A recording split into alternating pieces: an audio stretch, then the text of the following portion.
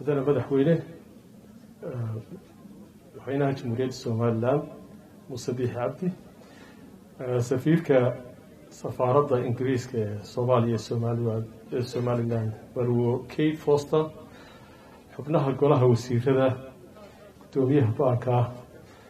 قدومياش كلا فديا تلياش عيدا مضى ما أنتم بوحق السلامية يدوينها يمرتشرف كلاك صولي قلي midkasta qaamkiisa iyo magaciisa anigoo ku hadlaya magaca guddida mashruucan berbera corridor waxaan halkan si sharaf leh idinku mahadnaqaynaa kasoo qaybgalka aad ka soo qayb gasheen dhagax dhigga waddada berbera corridor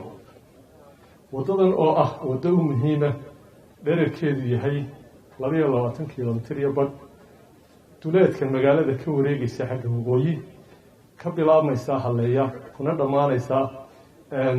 Shifo Hospital agtiisa waddada galbeedka magaalada ka baxda waddadan waxay qayb ka tahay berbera corridor si ay saxmadda magaalada uga qaado magaaladan aanay saxmad u dareemin waxaa loogu talagalay inay waddadani markay dhammaato capacity ah maalintii inay mari karaan ilaa iyo ugu yaraan ugu badaan 1,000 loori baa mari kara maalintii halka imika ay maraan magaalada 30 ama 40 hadday ugu badato marka waddadan waxaa loogu talagalay inay capacity-ga iyo loorka ay qaadi karto waxaan kaloo mahadnaqa ku daraya guddoomiyaha xisbiga oo imika noo soo galay wadana Faysal Cali Waraabe waxaa kaloo oo jira waddadu inay leedahay marka laga tago inta daamurka inay leedahay bridge weyn oo 120 mitir spank dhererkiisu yahay waxay leedahay ilaa 18 kalfan bogas oo buundooyina iyo buundooyin dhuumaah oo iyaguna ilaa 330 meelaha noqon oo biyaha ka ilaalinaya waddada waxaa kale oo jira programka ku jira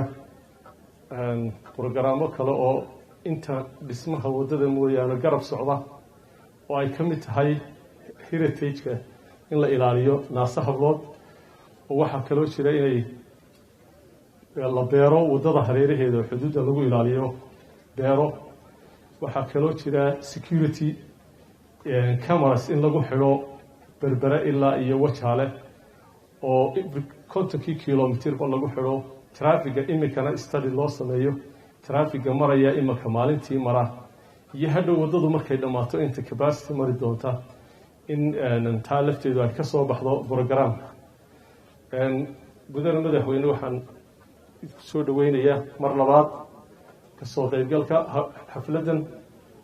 adiga Ambassador Kate Foster iyo dhagax dhigii waddadii